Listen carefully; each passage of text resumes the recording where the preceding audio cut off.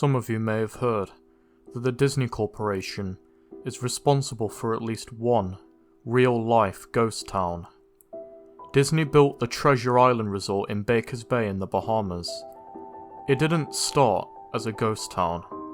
Disney's cruise ships would actually stop at the resort and leave tourists there to relax in luxury.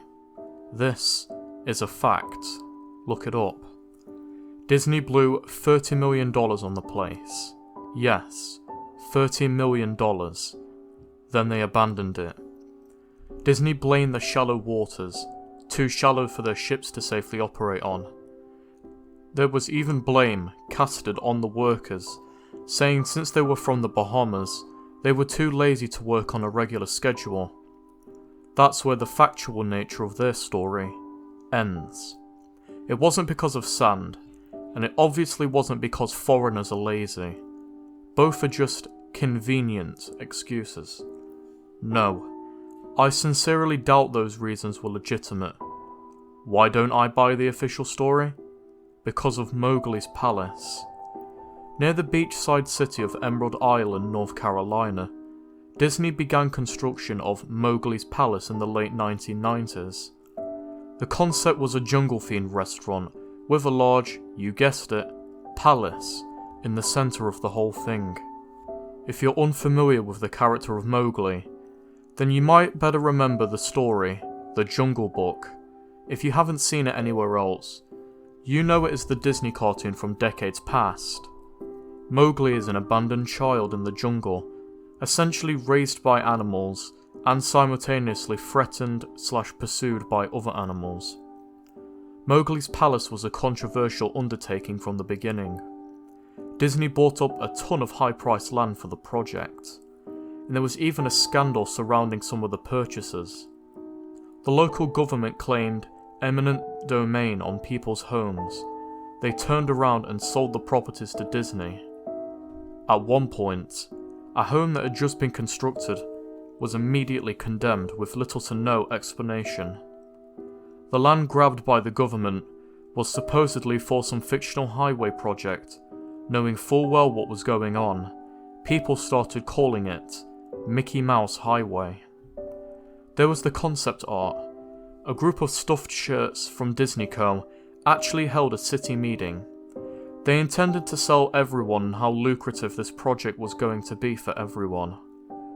When they showed the concept art, this gigantic Indian palace, surrounded by jungle, staffed with men and women in loincloths and tribal gear, well, suffice to say, everyone flipped their shit.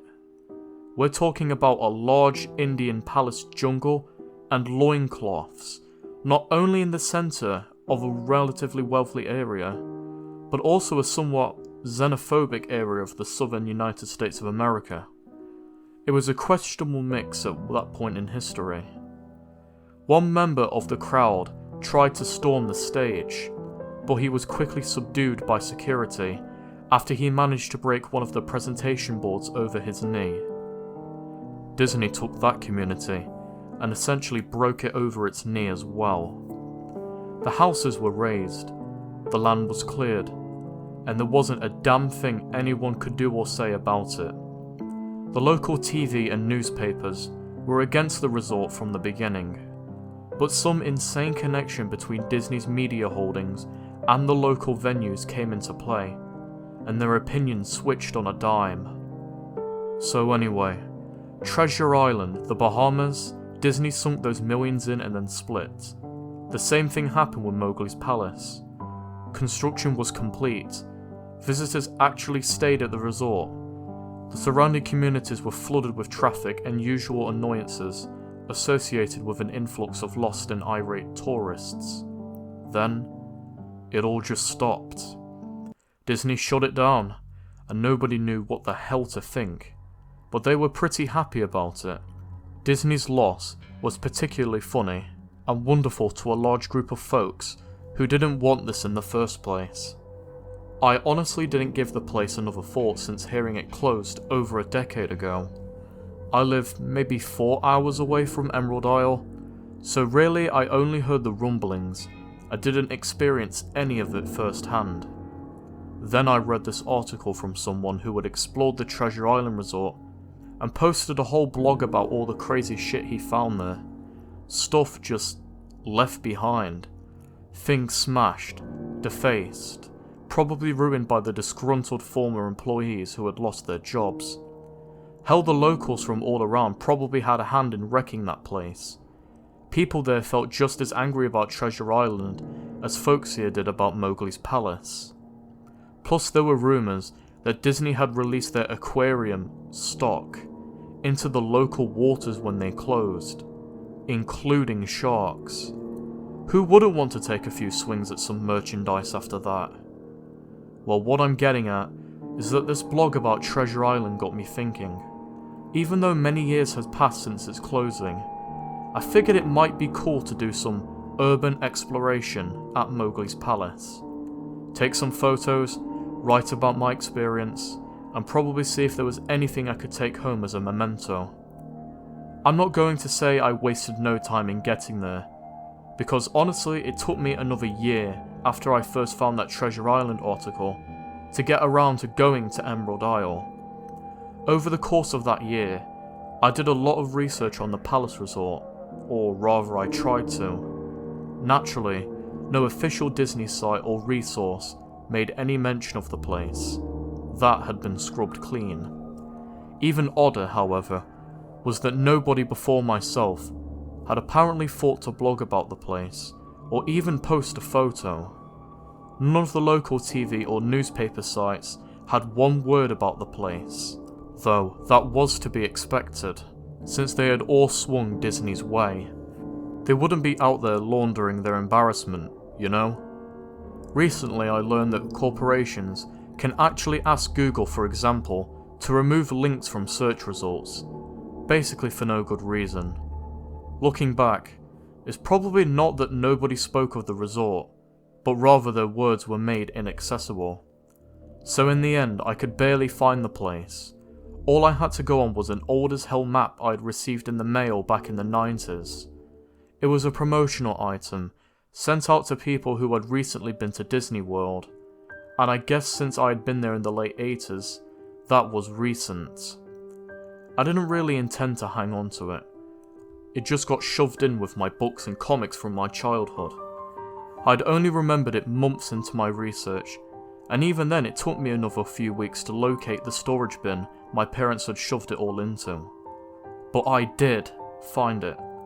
Locals were of no help, as most were transplants who had moved to the beach in the recent years, or old residents who just sneered at me and made rude gestures the second I managed to say, "Where would I find Mowgli's?" The drive took me through an inordinately long corridor of overgrowth. Tropical plants that had run rampant and overpopulated the area mixed with native species of flora that actually belonged there and had tried to reclaim the land. I was in awe when I reached the first gate of the resort.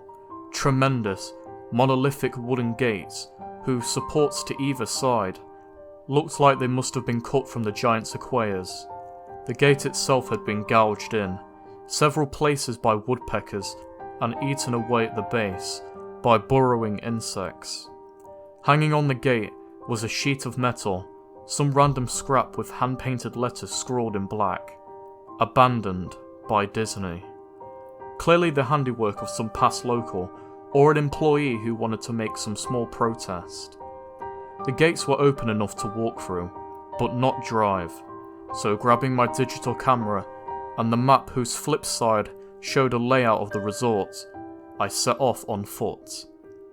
The inner grounds of the place were just as overgrown as the entryway. Palm trees stood untended and ragged among piles of their own coconuts. Banana plants simply stood in their own stinking, bug-riddled refuse. There was this sort of clash between order and chaos, as carefully planted rows of perennial flowers mixed with obnoxious tall weeds and stinking blackened mushrooms. All that remained of any outdoor structures were broken, rotting wood, and various charred bits of unidentifiable material.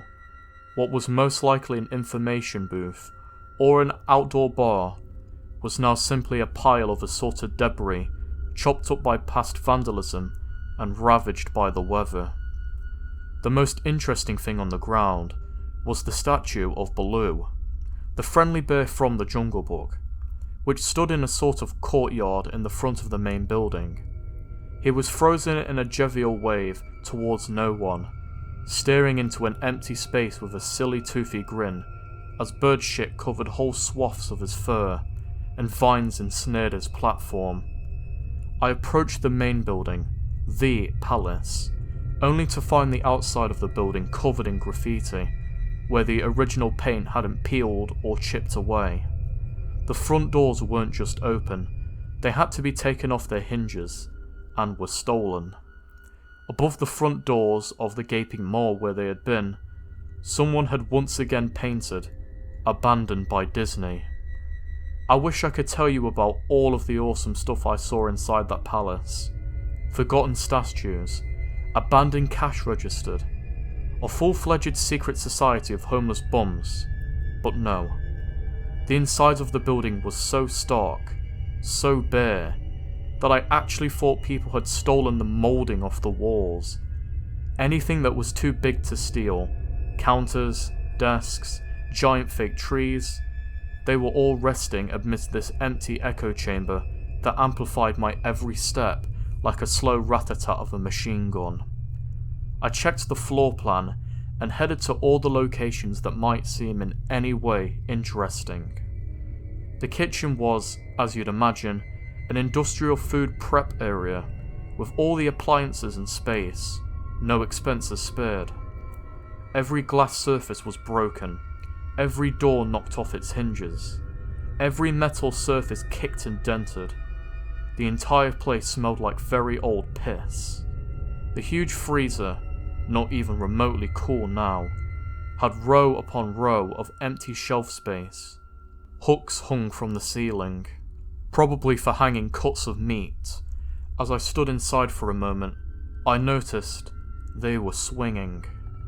Each hook swung in a random direction, but their movements were so slow and small that it was almost impossible to see. I figured it had been caused by my prior footsteps, so I stopped one from swinging by clutching it in my fist, and then carefully let it go. But within seconds, it started to swing once more. The bathrooms were in much the same state as the rest of the place, just like the Treasure Island resort. Someone had methodically smashed each porcelain commode with coconuts and other implements. There was about a half-inch of rancid, stinking, stagnant water on the floor, so I didn't stay there very long.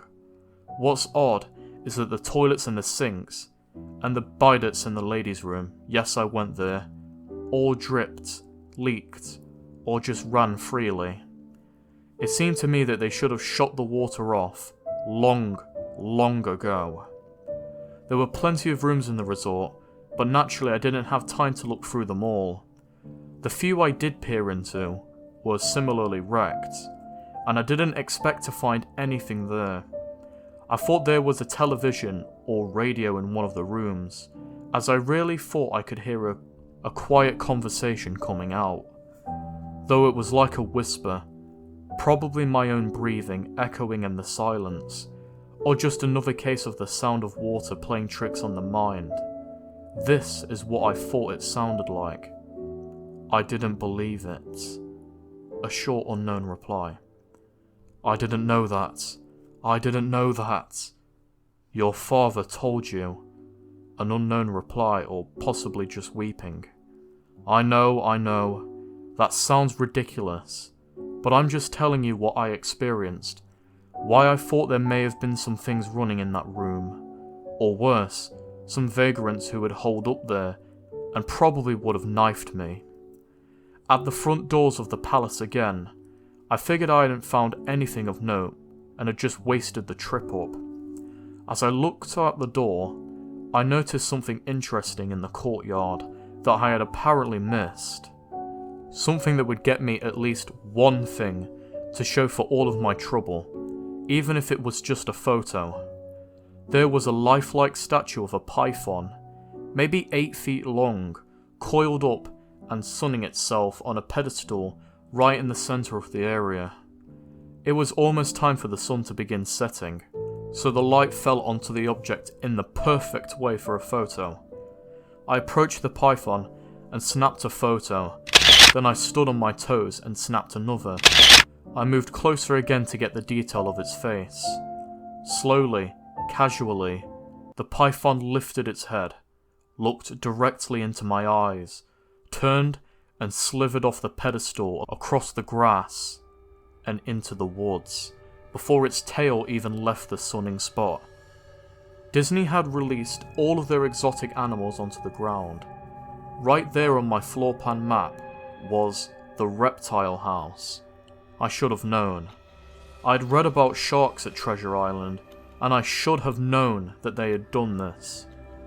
I was just dumbfounded, utterly stupefied. My mouth must have been hanging open for the longest time before I came back down to earth and snapped it shut. I blinked a few times and backed away from where the snake had been, back towards the palace. Even though it was totally gone, I still wasn't taking any chances and backed my way into the building. I took a few deep breaths and slaps to my own face to get myself right in the head again after that. I looked for a place to sit down, as my legs were feeling a bit like jelly at this point. Of course, there was no place to sit down, unless I wanted to recline in the broken glass and dead leaf carpet, or haul myself onto a desk of questionable reliability. I'd seen some stairs near the palace's lobby, and decided to go and have a seat there until I felt better. The staircase was far enough away from the front of the building to be relatively clean, save for a startling accumulation of dust. I pulled a wedge of metal off the wall, once again painted with the "Abandoned by Disney" motto that I had become accustomed to. I placed the wedge on the stairs and sat on it to keep at least somewhat clean. The stairway led downward, below ground level. Using my camera flash as a sort of improvised torch, I could see that the staircase ended in a metal mesh door, with a padlock, a sign on the door, a real sign. It read, "Mascots only, thank you." This perked up my spirits a little bit, for two reasons. One, a mascots only area would have definitely had some interesting things back in the day. Two, the padlock was still in place. Nobody had gone down there. Not the vandals, not the looters, nobody. This was the one place I could actually explore, and perhaps find something interesting to photograph, or wantingly steal. I'd come to the palace essentially agreeing with myself that it was okay to take anything I wanted, because hey, abandoned. It didn't take much to bust down the lock. Well, that's actually wrong. It didn't take much to bust the metal plate on the wall that the padlock was hooked to.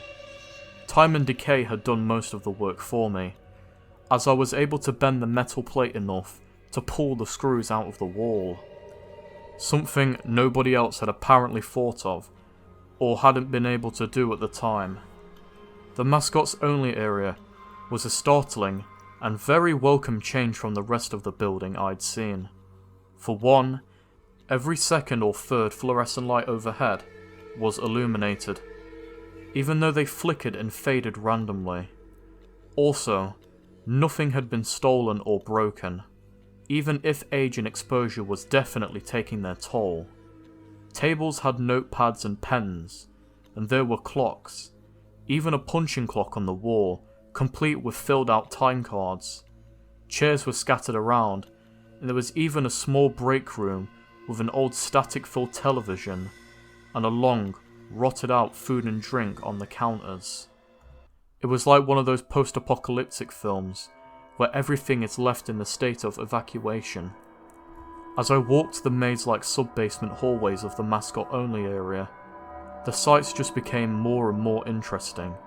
As I went further, desks and tables were knocked over, papers scattered and almost melded with the damp floor, and a large carpet of mould was slowly overtaking the real rotting crimson floor covering. Everything was just sort of squishy. Anything wood disintegrated into mush when I applied even the least amount of force, and clothing items hung on hooks in one of the rooms simply fell to moist threads if I tried to unhook them. One thing that annoyed me was that the light was becoming more sparse and unreliable as I went further into the dank, suffocating depths of the place. Eventually, I reached a black and yellow striped door with the words Character Prep 1 stenciled on it. The door wouldn't open at first. I figured that this is probably where the costumes were kept, and I definitely wanted a photograph of that twisted, stinking mess. Try as I might, whatever angle or trick I tried, the door wouldn't budge. That is, however, until I gave up and started to walk away. That was when there was a slight popping sound, and the door creaked open slowly.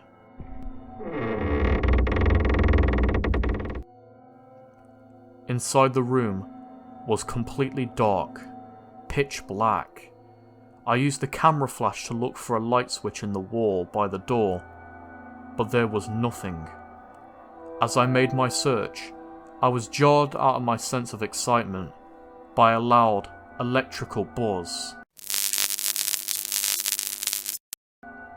Rows of lights overhead suddenly flashed to life, flickering and fading in and out like the rest of them I had previously passed. It took a second for my eyes to adjust, and it seemed like the light was going to keep getting brighter until all of the bulbs exploded. But just when I thought I would reach that critical stage, the lights dimmed a bit and steadied. The room was exactly as I had pictured it. Various Disney costumes hung on the walls, fully put together like strange cadavers hung from an invisible noose. There was an entire rack of loincloths and native clothes on hangers towards the back. What I found odd, and what I wanted to photograph right away, was a Mickey Mouse costume at the centre of the room. Unlike the other costumes, it was lying on its back in the centre of the room, like a murder victim. The fur on the costume was rotten and shedding, creating bare patches. What was even odder, however, was the colouring of the costume. It was like a photo negative of the actual Mickey Mouse. Black where he should be white, white where he should be black. His normally red overalls were now light blue. The sight was off-putting enough that I actually put off photographing the thing until last. I took a photo of the costumes hanging on the walls. Upward angles, downward angles, side shots to show entire rows of frozen, putrid cartoon faces, some with their plastic eyes missing. Then I decided to stage a shot, just one, of the bedraggled character heads on the slick, grimy floor. I reached for the headpiece of a Donald Duck costume, and carefully removed it so that the thing wouldn't come apart in my hands. As I looked into the face of the wide-eyed, mouldering head, a loud clattering sound made me jump with fright. I looked down at my feet, and there between my shoes was a human skull. It had fallen out of the mascot's head and shattered into pieces at my feet. Only the empty face and lower jaw remained, staring at me. I dropped the duck head immediately, as you'd expected, and moved for the door. As I stood in the doorway, I looked back at the skull on the floor. I had to take a picture of it.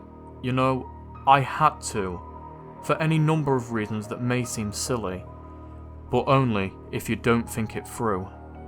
I'd need proof of what happened, especially if Disney was going to somehow make this go away.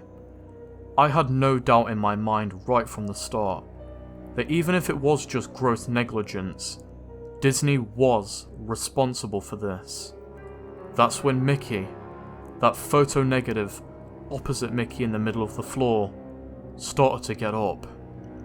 First sitting up, and then climbing to its feet. The Mickey Mouse costume, or whoever was inside of it, stood there at the center of the room, its fake face just staring directly at me, as I mumbled, "No, no, no," over and over and over. With shaking hands, a violently thrashing heart, and legs that had once again turned to jelly, I managed to lift the camera up, aim it at the opposite creature now quietly sizing me up. The digital camera screen displayed only dead pixels in the shape of the thing. It was a perfect silhouette of the Mickey Mouse costume. As the camera moved in my unsteady hands, the dead pixels spread, mirroring the screen wherever Mickey's outline moved to. And then the camera died, went blank, quiet, and broken. I raised my eyes once again to the Mickey Mouse costume. It said in a hushed, perverted, but perfectly executed Mickey Mouse voice. "Wanna see my head come off?" It started to pull at its own head, working its clumsy, glove-clad fingers around its neck, with clawing, impatient movements, similar to a wounded man trying to pull himself free of a predator's jaws. As it works its digits into its neck, so much blood. So much thick, chunky yellow blood. I turned away as I heard the sickening tear of cloth and flesh. I only cared about getting away. Above the doorway of the room, I saw the final message, clawed into the metal above with bone or fingernails. Abandoned by God. I never got the pictures out of that camera. I never wrote the blog entry about it. After I ran from that place, fled for my sanity if not my very life. I knew why Disney didn't want anyone to know about this place. They didn't want anyone like me getting in. And they didn't want anything like that getting out. And that, my dogs, was Abandoned by Disney. A very classic Disney creepypasta, written by SlimeBeast. Now, my final thoughts on this story? It's honestly grown on me a little. At first I didn't like the story, simply for the fact of how much it dragged in the beginning. But I'm going to boil that down simply to the fact that when I was narrating my 1-hour marathon for my 100 sub special, this was in it, and it burned my throat trying to read all of this in conjunction with my other stories. And back then I didn't really have an appreciation for detail as much as I do now. I love how this story went into detail with all of the rotting sights in the park. No sugarcoating in any way. No dumbing it down for the kids. No. SlimeBeast went in there and fully described how much of a shithole the place had become since it was abandoned. But of course, who could forget the iconic ending of Mickey tearing off his head? That image single-handedly sparked off a FNAF game series that I'm really fond of, and helped me write my first ever series on YouTube to get somewhat popular, The Incident. However, though, the story isn't without its flaws. There were some grammatical errors in there, but this was written a long time ago, I believe. I don't know the exact date. If SlimeBeast watches this, he'll be able to comment down below. All that I know is that it was written a good couple years ago. I still feel like it did drag a little at some parts, but not as much as I used to think.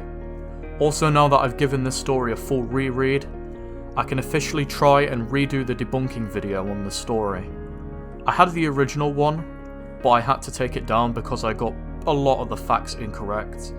To be honest, that video was made in a rush and it was just an absolute mess. And SlimeBeast even came on and obviously said it was factually incorrect.